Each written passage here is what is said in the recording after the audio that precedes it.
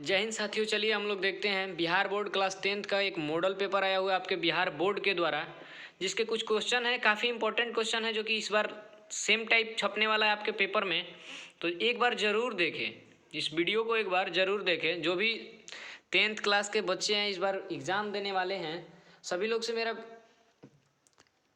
आग्रह है कि एक बार वीडियो को ज़रूर देखें, क्योंकि बाबू बहुत ज़्यादा इंपॉर्टेंट क्वेश्चन यहाँ से छपने वाले क्वेश्चन हैं। और चलिए हम लोग देखते हैं बाबू, को ज़्यादा समय नहीं लेते हुए, विदाउट इन्वेस्ट मोर टाइम, हम लोग शुरू करते हैं कुछ क्वेश्चंस बाबू, जो कि आपका इस बार सेम पेपर में छपने वाला है। तो आपका देखिए फर्स्ट क्वेश्चन है ना, फर्स्ट क्वेश्चन जो है बाबू कि पौधों में जनन अंग कहाँ पाए जाते हैं। फर्स्ट क्वेश्चन जो है आपका बाबू, पौधों में जनन अंग कहाँ पाए जाते हैं। देखिए ये फर्स्ट क्वेश्चन को दिखा नहीं पाएंगे हम, इसलिए हम बोल के बता दे रहे हैं, पौधों में जनन अंग कहाँ पाए जाते हैं। आपके ऑप्शन जो है बाबू कुछ इस प्रकार हैं। फर्स्ट ऑप्शन है जड़ में, सेकेंड ऑप्शन है आपका पुष्प में, सी ऑप्शन आपका थर्ड ऑप्शन है बाबू तना में, और डी ऑप्शन है आपका फल में। यहाँ पे ऑप्शन नंबर बी आपका बिल्कुल सही है, क्योंकि बाबू किसी भी अगर पौधों में जनन अंग का बात किया जाए, किसी भी पौधों में जनन अंग अगर बाबू व्यवस्थित होता है तो पुष्पों में होता है। कुछ पुष्प ऐसे होते हैं जिनमें दोनों जननांग पाया जाता है, मेल और फीमेल दोनों पार्ट पाया जाता है। कुछ पुष्प ऐसे होते हैं जिनमें बाबू केवल और केवल फीमेल पार्ट पाया जाता है, और या केवल और केवल मेल पार्ट पाया जाता है।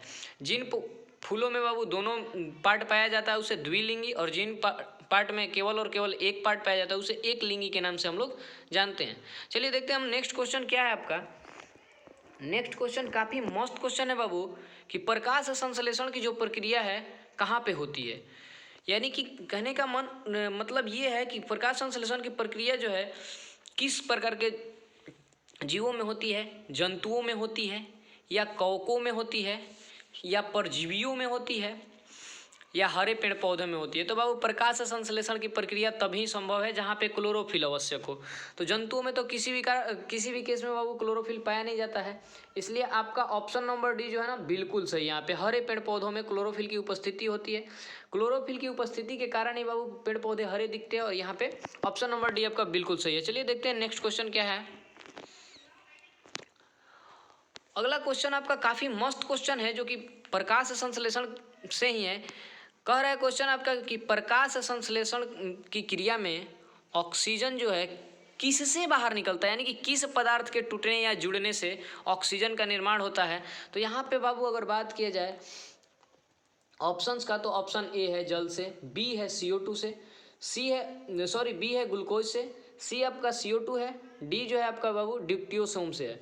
यहाँ पे देखिए ऑप्शन नंबर ए आपका बिल्कुल सही है, जल से, क्योंकि बाबू सूर्य का प्रकाश जब पत्तियों पे पड़ता है तो पत्तियों में उपस्थित जल ही H2 और O2 दो भागों में टूट जाता है। ठीक है, चलिए देखते हैं नेक्स्ट क्वेश्चन क्या है हमारा। अगला क्वेश्चन हमारा है, जठर ग्रंथि पाई जाती है। देखिए बाबू, ये देखिए जठर ग्रंथि पाई जाती है, यह एक प्रकार का ग्रंथि है जहाँ से HCl हाइड्रोक्लोरिक अम्ल स्रावित होता है, जिसे जठर रस के नाम से भी जाना जाता है। और यह बाबू यकृत से स्रावित होता है, इसलिए जठर ग्रंथियाँ भी लाजमी बात है कि यकृत में ही पाई जाएगी। अग्न्याशय में पाई जाती है ग्रंथियाँ, जिसे अग्न्याशय की लैंगर हैंस की द्वीपिकाएँ कहा जाता है। ठीक है, मुंह में पाई जाने वाली ग्रंथियाँ आपका टाइलिन हार्मोन स्रावित करती है, जो कि ग्लूकोज के पाचन में सहायक होता है। चलिए देखते हैं नेक्स्ट क्वेश्चन क्या है हमारा। अगला क्वेश्चन हमारा है कि ग्लाइकोलिसिस की प्रक्रिया संपन्न होती है। तो जो बाबू आपको ग्लाइकोलिसिस की प्रक्रिया संपन्न होती है, ऑप्शन का बात किया जाए तो ऑप्शन अस्टोमाटा, ए अस्टोमाटा में, बी है केंद्रक में, सी है माइट्रोकॉन्ड्रिया में, डी है कोशिका द्रव में। तो यहाँ पे बाबू ऑप्शन नंबर डी आपका बिल्कुल सही है, जो कि कोशिका द्रव है। कोशिका द्रव में ग्लाइकोलिसिस की प्रक्रिया संपन्न होती है। चलिए अगला क्वेश्चन देखते हैं। अगला क्वेश्चन हमारा है बाबू, अगला क्वेश्चन मेरा कह रहा है कि एथाइल अल्कोहल किस प्रकार के श्वसन में बनता है। तो जब आप बाबू श्वसन का संपूर्ण विश्लेषण देखिएगा तो श्वसन तीन प्रकार से होता है। एक में आपका लैक्टिक अम्ल का निर्माण होता है, जो कि ऑक्सीजन की अनुपस्थिति में होता है, और एक में आपका बाबू एथाइल अल्कोहल का निर्माण होता है, जो कि ऑक्सीजन की अनुपस्थिति में होता है। और जितने भी ऑक्सीजन की अनुपस्थिति में श्वसन पूर्ण होते हैं उन्हें अवायवीय श्वसन का नाम हम लोग जानते हैं। उसे अवायवीय श्वसन या अनॉक्सी श्वसन भी कहा जाता है। यहाँ पे ऑप्शन नंबर बी आपका बिल्कुल राइट है। चलिए देखते हैं अगला क्वेश्चन मेरा क्या है। काफ़ी मस्त क्वेश्चन है अगला क्वेश्चन, और इम्पोर्टेंट भी रहने वाला है इस बार के पेपर में। आपका अगला क्वेश्चन है कि सबसे छोटी अंतःस्रावी ग्रंथि क्या है। सबसे छोटी अंतःस्रावी ग्रंथि क्या है? ऑप्शन ए है एड्रिनल, बी है पिट्यूटरी। पिट्यूटरी ग्लैंड को ही बाबू मास्टर ग्लैंड के नाम से भी जाना जाता है, जो कि मस्तिष्क के स्फेनॉइड नामक हड्डी के बगल में गड्ढे में स्थित होता है। ठीक है, अगला सी है आपका मेडुला, डी है थायराइड। यहाँ पे ऑप्शन नंबर बी आपका बिल्कुल सही है, पिट्यूटरी या मास्टर ग्लैंड, या इसे पीयूष ग्रंथि भी कहा जाता है। अगला क्वेश्चन हमारा है कि पौधों के वायवीय भागों से जल का ह्रास कहलाता है। यानी कि देखिए बाबू, जल का ह्रास कहने का सेंस है जल की कमी, और पौधों में जब जल की कमी तब होती है जब पौधे वाष्पोत्सर्जन करते हैं। ठीक है, यहाँ पे ऑप्शन नंबर ए आपका विसरण है, बी वाष्पोत्सर्जन है, सी आपका परागण है, डी निषेचन है। तो देखिए ऑप्शंस का बात किया जाए तो ऑप्शन सी और डी जो है आपका बाबू, ये पौधों के जनन से संबंधित है। यहाँ पे ऑप्शन नंबर बी आपका बिल्कुल सही है, ऑप्शन नंबर बी आपका बिल्कुल सही है, वाष्पोत्सर्जन। चलिए नेक्स्ट क्वेश्चन देखते हैं। काफ़ी मस्त क्वेश्चन है और इस बार पेपर में रहने वाला ये क्वेश्चन है, और इस प्रकार के क्वेश्चन ही इस बार के पेपर में रहने वाले हैं। क्वेश्चन बाबू देखिए, बोर्ड क्वेश्चन कुछ डिफिकल्ट नहीं पूछने वाली है, बस छोटे छोटे चीज़ों पे आप लोगों को ध्यान देना है। 9 नंबर जो हम लोग का क्वेश्चन है कि घेंघा रोग पनपता है।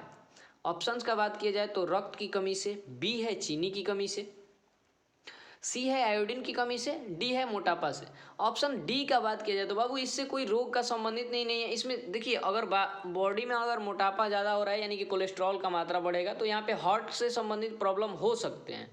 चीनी की कमी से बाबू देखिए, ज़्यादा चीनी खाने से और इंसुलिन की कमी से हम लोग को एक रज रोग होता है, और रक्त की कमी से जो रोग होती है हमें उसे एनीमिया या अल्प रक्तता के नाम से हम लोग जानते हैं। यहाँ पे ऑप्शन नंबर सी आपका बिल्कुल सही है, घेंघा रोग आयोडीन की कमी से होता है। ठीक है, चलिए देखते हैं हम लोग अगला क्वेश्चन। ज़्यादा से ज़्यादा बाबू इस वीडियो को देखिए, आप लोग दोस्तों को शेयर कीजिए। ठीक है, अगला क्वेश्चन काफ़ी इंपॉर्टेंट क्वेश्चन रहेगा आपका ब्लड सर्कुलेशन चैप्टर से। रक्त में हल्के पीले रंग को के चिपचिपे द्रव को कहा जाता है, काफ़ी मस्त है। तो अगर बात किया जाए बाबू, देखिए रक्त में हल्के पीले रंग के जो चिपचिपे द्रव होते हैं उन्हें बाबू सीरम के नाम से हम लोग जानते हैं, सॉरी प्लाज्मा के नाम से जानते हैं हम लोग। और सीरम का अगर बात किया जाए तो फाइब्रिनोजिन रहित प्लाज्मा, यानी कि वैसा प्लाज्मा जिसमें प्रोटीन नहीं रहे, उसे सीरम के नाम से हम लोग जानते हैं। और सफ़ेद रक्त कणिकाएं जिनके बारे में आप जानते हैं, WBC रोग प्रतिरोधी क्षमता, किसी व्यक्ति के बॉडी में एंटीबॉडीज का बाबू निर्माण WBC करता है। चलिए आगे क्वेश्चन देखते हैं हम लोग, काफ़ी मस्त क्वेश्चन रहने वाला है और बहुत ज़्यादा इम्पोर्टेंट क्वेश्चन अभी आपको हम दिखा रहे हैं। रक्तचाप मापने के लिए किस उपकरण का उपयोग हम करते हैं? देखिए बाबू, अगर रक्तचाप मापने का उपकरण का बात किया जाए तो यहाँ पे आपका ऑप्शन नंबर डी बिल्कुल सही है, स्फिग्नोमैनोमीटर। ऑप्शंस का बात किया जाए तो स्टेथोस्कोप से बाबू हृदय की धड़कन की गति मापी जाती है, एमीटर से विद्युत धारा, और लैक्टोमीटर से दूध की शुद्धता मापी जाती है। अगर बाबू रक्तचाप मापने की बात है तो स्फिग्नोमैनोमीटर। अगर रक्तचाप नियंत्रित करने वाला धातु आपसे पूछता है, रक्तचाप नियंत्रित करने वाला धातु आपसे पूछता है तो यहाँ पे आपका ऑप्शन हो जाएगा सोडियम। ठीक है, क्योंकि NaCl सोडियम क्लोराइड, यानी कि जिसको हम लोग बाबू साधारण नमक कहते हैं, ज़्यादा साधारण नमक खाने से आपकी BP बढ़ सकती है और कम खाने से आपका BP प्रभावित होता है। और उसमें NaCl में आपका सोडियम धातु ही विद्यमान होता है। तो रक्तचाप नियंत्रित करने का अगर बात आएगा तो आपका हो जाएगा सोडियम धातु, लेकिन यहाँ पे मापने का उपकरण कह रहा है तो यहाँ पे स्फिग्नोमैनोमीटर होगा। चलिए देखते हैं नेक्स्ट क्वेश्चन, काफ़ी मस्त क्वेश्चन होगा। वाष्पोत्सर्जन की क्रिया पाई जाती है, काफ़ी मस्त क्वेश्चन रहा बाबू। केवल और केवल पौधों में वाष्पोत्सर्जन की क्रिया पाई जाती है, ऑप्शन नंबर बी आपका बिल्कुल सही है, केवल पौधों में। अगला क्वेश्चन कह रहा है बाबू, काफ़ी मस्त क्वेश्चन ये भी रहेगा कि निम्नलिखित में किसमें खुला परिसंचरण पाया जाता है? देखिए बाबू, वैसे एक कोशिकीय या एक कोशिकीय नहीं, वैसे बहुकोशिकीय जीव जिनको काटने के बाद रक्त काफ़ी धीरे धीरे बहे। जैसे मछली को काटने के बाद बाबू आपका जो रक्त है ना काफ़ी धीरे धीरे निकलता है, लेकिन वहीं अगर आप एक मुर्गा को काटेंगे तो आपका ब्लड जो है काफ़ी प्रेशर से निकलेगा। तो जिनमें ब्लड ज़्यादा प्रेशर से निकलता है उनमें बंद परिसंचरण पाया जाता है, और जिनमें बाबू खुला परिसंचरण पाया जाता है तो उनमें रक्त काफ़ी धीरे धीरे निकलता है, क्योंकि देखिए अगर मान लीजिए आपके घर में मोटर है, मोटर से निकलने वाले पानी का जो निकास द्वार है उसको जितना ही छोटा कीजिएगा उतना ही प्रेशर से जाएगा, और जितना ज़्यादा खुला कीजिएगा वो प्रेशर उसका धीरे धीरे कम होते जाएगा। तो यहाँ पे निम्नलिखित में किसमें रक्त परिसंचरण खुला परिसंचरण पाया जाता है? तो ऑप्शन नंबर सी आपका बिल्कुल सही है, तिलचट्टा में खुला परिसंचरण पाया जाता है, बाकी किसी में इसमें नहीं पाया जाता है। ऑप्शन का बात किया जाए, ऑप्शन ए ऊँट है, ऊँट में भी बंद परिसंचरण पाया जाता है, घोड़ा में भी, और सी मानव में भी। चलिए अगला क्वेश्चन हम लोग देखते हैं। काफ़ी मस्त क्वेश्चन रहा बाबू इस बार का सबसे इंपॉर्टेंट क्वेश्चन ये सेट का रहेगा। इस सेट का सबसे ज़्यादा इंपॉर्टेंट क्वेश्चन कोई है तो यही क्वेश्चन है, क्वेश्चन नंबर 14। रक्त क्या है? काफ़ी सिंपल क्वेश्चन है बाबू। इस प्रकार के ही क्वेश्चन छपने वाले हैं पेपर में, आप लोग ध्यान दीजिएगा, और फंसने वाले भी हैं। तो देखिए रक्त जो है एक बाबू उत्तक है।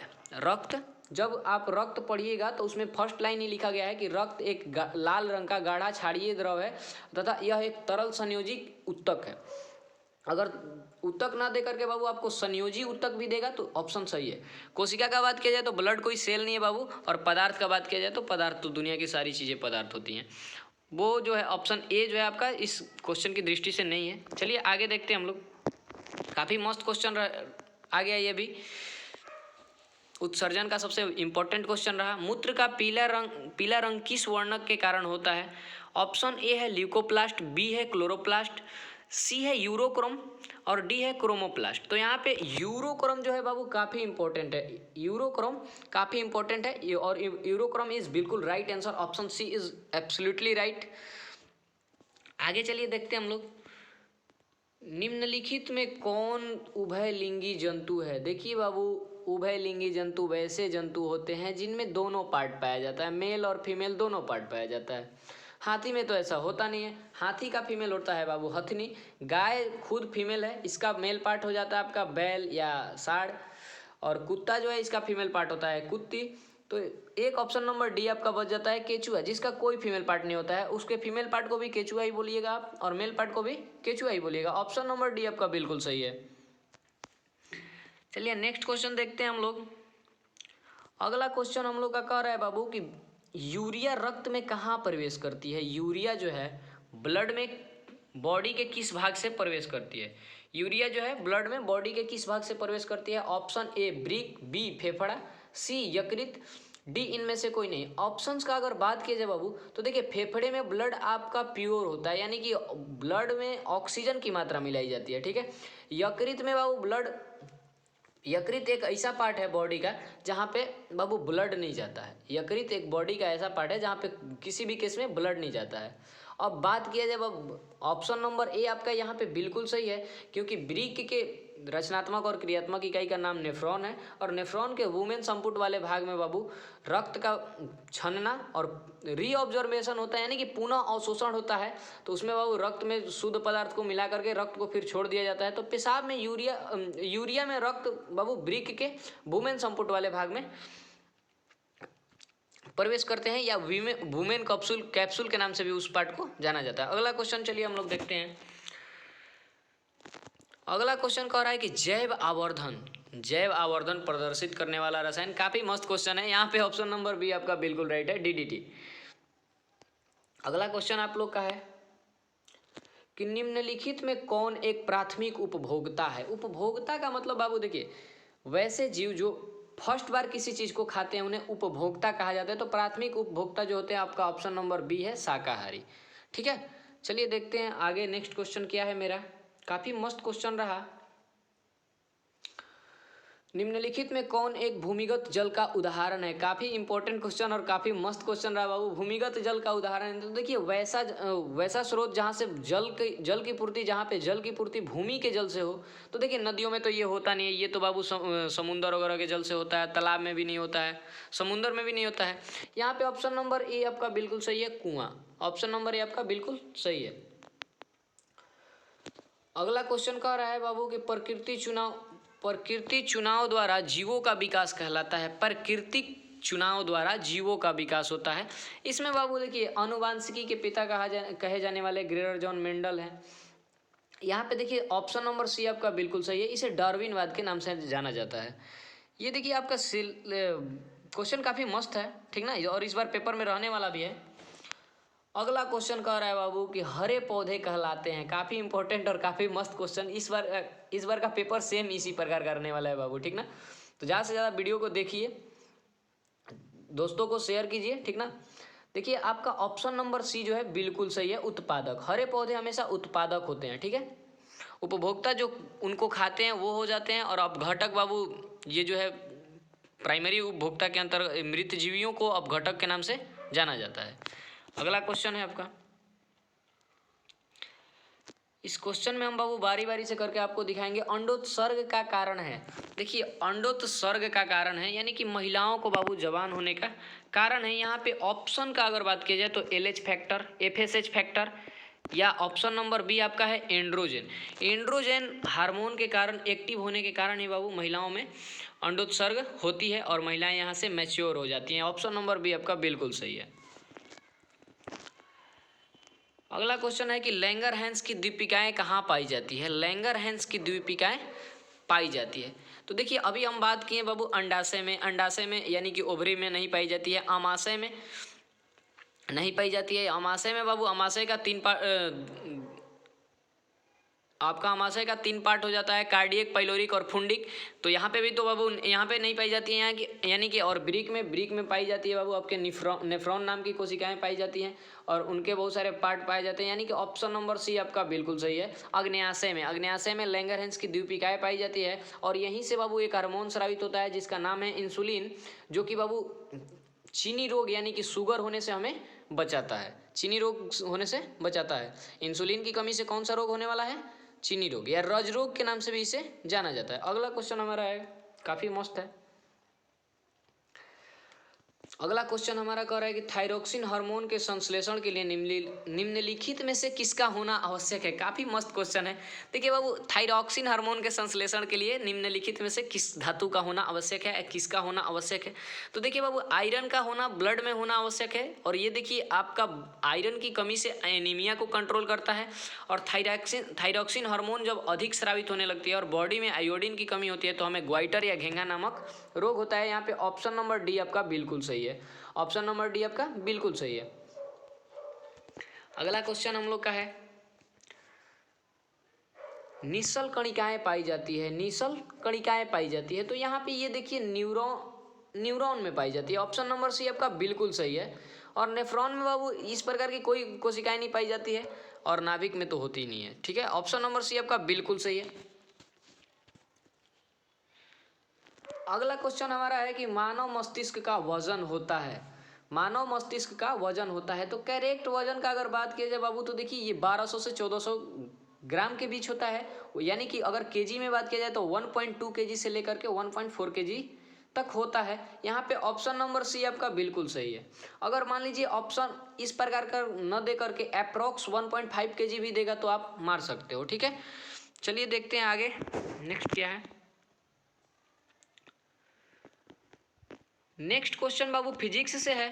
मिलते हैं फिर नेक्स्ट वीडियो में फिजिक्स और केमिस्ट्री के क्वेश्चन के साथ।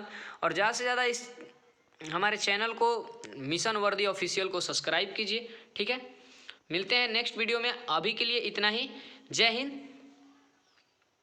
जय हिंद साथियों, thanks for watching this video. ठीक है।